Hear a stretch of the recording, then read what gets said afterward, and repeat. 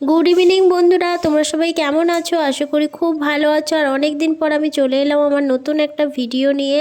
এটা হচ্ছে জগদ্ধাত্রী পুজোর সময়ের জগদ্ধাত্রী পুজোর দশমীর ভিডিও। তো দশমীতে কেমন কি লাইট করে, কেমন কি করে, সেটা যতটা পারবো তোমাদের সাথে শেয়ার করব। তো অবশ্যই করে তোমরা পুরো ভিডিওটা কিন্তু দেখো। তো বন্ধুরা, দশমী দেখার জন্য আমি ভীষণ পরিমাণে এক্সাইটেড। তো তাড়াতাড়ি করে আমরা রেডি হয়ে নিলাম আর রেডি হয়ে চলে এলাম আমরা চন্দননগর স্টেশনে। তো চন্দননগর স্টেশনে প্রচণ্ড পরিমাণে ভিড়, যে কারণে আমি ভিডিও করতে পারিনি গো। আর তারপরে আমরা চলে এলাম এই যে চন্দননগর থেকে নেবে হেঁটে হেঁটে আমরা চলে এসেছি এই তেল পাম্পে। এই তেল পাম্পে অনেক সব লোক বসে আছে, তোমরা দেখতেই পাচ্ছ আমার পেছনে।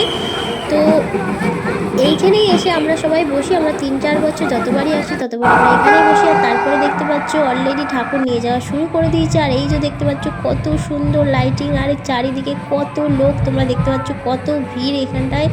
প্রচণ্ড পরিমাণে ভিড় আর ভীষণ পরিমাণে মজা হচ্ছিল। আর ঠাকুরগুলো এরকম এক এক করে নিয়ে যাচ্ছিল, ভীষণই ভাল লাগছিল। আর চারিদিকে পুরো লাইট, তোমরা দেখতেই পাচ্ছ অনেক সুন্দর দেখা যাচ্ছে। এটা মনে হচ্ছে শিব পার্বতীর বিবাহ দেখাচ্ছিল। আর এই ঠাকুরটাকে দেখো, এটা অনেকক্ষণ ধরে এখানে দাঁড়িয়েছিল। বন্ধুরা, এই তেল পাম্পে বসার কারণ হচ্ছে এই তেল পাম্পের এই রাস্তাটা, সামনে যে রাস্তাটা আছে সেটা দিয়ে সমস্ত ঠাকুর নিয়ে যায়। তো যে কারণে এইখানটায় বসলেই সমস্ত ঠাকুর দেখতে পাওয়া যায়। মোটামুটি হাফেরও বেশি ঠাকুর এইখান দিয়ে নিয়ে যায়, যে কারণে আর কি সুবিধা। আর দ্বিতীয়ত হচ্ছে এই তেল পাম্পে বাথরুম, তারপরে জলের কল সবেরই ব্যবস্থা আছে, যে কারণে এইখানটায় বসলে মেয়েদের ভীষণ পরিমাণে ভালো আর কি। আর গঙ্গার ধারেও আছে, গঙ্গার ধারেও অনেক সব মানুষরা যায়, সেখানে গিয়েও দশমীটা দেখে। তো সেখানে প্রচণ্ড পরিমাণে ভিড় হয়। আর এই ভিড়ের মধ্যে চুরি হওয়ার সম্ভাবনা বেশি। তো 8 বছরে যখন এসেছিলাম তখন একজনের মোবাইল চুরি হয়ে গেছিলো, পুরো আমাদের সামনে থেকে একজনের হাত থেকে মোবাইল চুরি করে নিয়ে গেছিলো। তো যে কারণে এরকম একটু ফাঁকা জায়গাতেই বসা ভালো, তো সেফলি আর কি। তারপর বন্ধুরা, এই বুড়ির চুলটা কিনে নিলাম। এইটা হচ্ছে 20 টাকা দাম। আর লোকগুলো এত চালাক কি বলবো, 20 টাকার জিনিস 30 টাকায় বিক্রি করছে, একজন 20 টাকা, একজন 30 টাকা। যাই হোক, আমরা বললাম যে আমরা 20 টাকা দিয়ে কিনবো, তো 20 টাকা দিয়ে কিনলাম। আর ভীষণই পরিমাণে ভালো লাগছিল। তো কার কার বুড়ির চুল পছন্দ অবশ্যই কমেন্টে জানিও। আর তারপরে দেখতে পাচ্ছ এই লাইটটা, ওয়াও, এত সুন্দর লাগছে, মনে হচ্ছে যেন এই লাইটের দিকে তাকিয়ে থাকে, অসাধারণ লাগছিলো। লাইটের পেছু পেছু আবার ঠাকুরও নিয়ে যাচ্ছিলো। এই ঠাকুরটাও দেখো অনেক সুন্দর দেখা যাচ্ছে। আর প্রচণ্ড পরিমাণে ভিড়, তোমরা দেখতেই পাচ্ছ। আর চারিদিকে এই বেলুনগুলো এত সুন্দরভাবে সবাই উড়িয়ে রেখেছে, কি বলবো তোমাদেরকে, আমার বলার ভাষা নেই। তারপরে দেখো এই লাইটটাও অনেক সুন্দর লাগছে। এই যে এইটা পাখি আছে, রং বেরঙের লাইট আর কি, তোমাদেরকে বলে বোঝাতে পারবো না, এত সুন্দর লাগছিল। আর এই লাইটটাকে অনেকটা দেখলে দূর থেকে রথের মতো মনে হচ্ছিল। দেখো মনে হচ্ছে যেন রথ যাচ্ছে। আমাদের এখানে রথটা ঠিক এইরকম দেখতে, তো আমার মনে হলো কি এটা রথ যাচ্ছে। এটাও অনেক সুন্দর লাগছিল লাইটটা। তারপরে আরেকটা লাইট আসছে, এই লাইটটাকে দূর থেকে দেখলে সাউথের মন্দিরগুলো হয় না, ঠিক ওই রকম দেখা যাচ্ছিলো। এটাও দেখো কত সুন্দর লাগছে, অনেক সুন্দর দেখা যাচ্ছে এই লাইটগুলো। এই সব লাইটের জন্যই চন্দননগর হচ্ছে ফেমাস। আর তারপরে আমরা বাড়ি যাওয়ার জন্য বেরিয়ে পড়েছিলাম। এই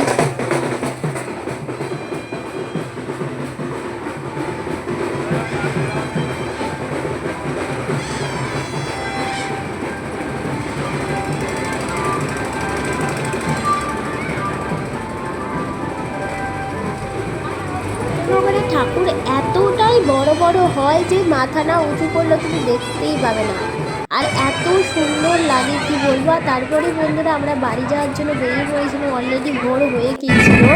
আর এই যে রাস্তা দিয়ে দেখতেই পাচ্ছ কত সুন্দর সুন্দর সব ব্যান্ড পার্টি বাজাচ্ছে, ঢাক বাজাচ্ছে মহিলারা।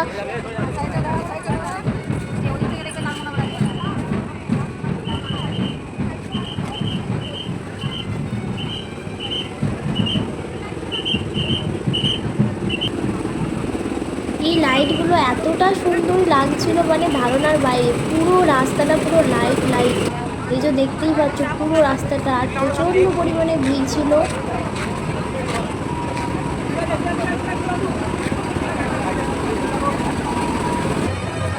লাইটগুলো এতটাই সুন্দর বানিয়েছে, কোনটা ছেড়ে কোনটা দেখবে পুরো কনফিউজ হয়ে যাবে মানুষ, মানে এতটাই সুন্দর, মানে এক সে বার্কার এক, মানে কোনটাকে তুমি খারাপ বলবে কোনটাকে তুমি ভালো বলবে সেটা পুরো কনফিউজ, কারণ হচ্ছে সব কটাই ভালো, সব কটা লাইটই ভালো, অসম্ভব সুন্দর।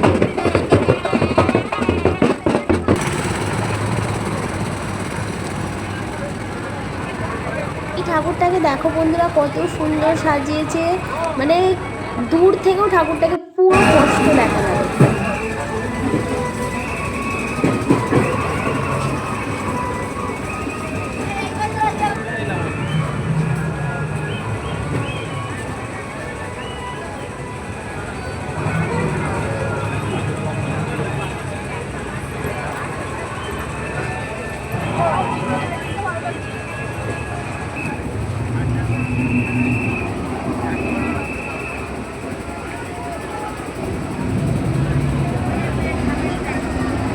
তো বন্ধুরা এই লাইটটা দেখো, এটা হচ্ছে ডাইনোসর, এত সুন্দর দেখা যাচ্ছিলো সামনে থেকে, মানে কি বলবো। আর তারপরে একটা বড় ঠাকুর আসছিল, আর বড় ঠাকুরের পেছনে এই যে একটা ছোট্ট মানে ঠাকুর, আর এই ঠাকুরটার সামনে লেখা আছে শুভ বিজয়া।